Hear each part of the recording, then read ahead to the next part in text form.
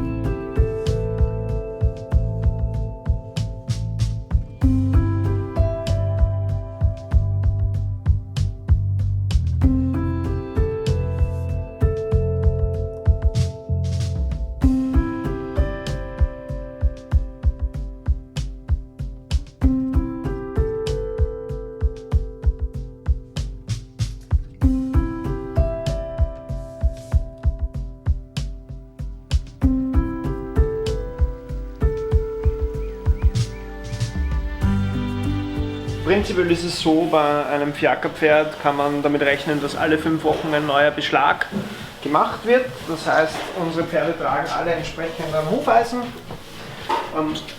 Das ist jetzt ganz frisch gemacht. Man sieht hier, also unten ist das Eisen, dazwischen gibt es dann noch eine Ledereinlage. Und die Ledereinlage ist einfach eine Art zusätzliche Dämpfung. Zwischen Huf und Ledereinlage befindet sich dann in dem Fall jetzt explizit auch noch ein bisschen Hanfwolle, um dann noch einmal ein bisschen mehr zu dämpfen. Das ist auch gut, einfach für die Pflege des Hufs innen. Und wichtig ist halt immer, dass der Hufschmied bei einem Fiakerpferd relativ exakt arbeitet. Bei einem Reit- oder Sport- oder Freizeitpferd kann man das alles ein bisschen weiter gestalten. Hier darf nicht viel Spielraum sein, weil unsere Pferde ja immer gleich aufsteigen. Und darum machen die meisten Hufschmiede gar nicht mal so gerne Fiakerpferde, weil da muss man immer ein Stück weit exakter arbeiten als bei einem Freizeitpferd.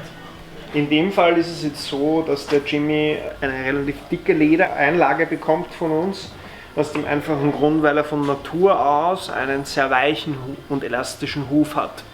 Und wenn der dann viel geht, dann passiert das, dass sich quasi die Hufsohle immer mehr unten durchdrückt und dann läuft er halt quasi immer mit der Sohle am Boden auf und das ist nicht gut, weil er sollte ja eigentlich auf den Huf aufsteigen und nicht auf die Sohle. Und jetzt kriegt er ein relativ dickes Leder als schöne Dämpfung dazwischen und dann kann sich da auch nichts durchdrücken. Und dann hat er keine Druckstellen, wenn der läuft. Ne? Gibt es andere Pferde wiederum, da kann man überhaupt gar kein Leder geben, weil die vertragen das gar nicht. Dann gibt es auch manchmal Kunststoffeinlagen, die haben dann wieder ein paar andere Eigenschaften und man muss halt immer darauf achten, was passt zu welchem Pferd und wie muss der Hufschmied das Pferd hinstellen, sagt man.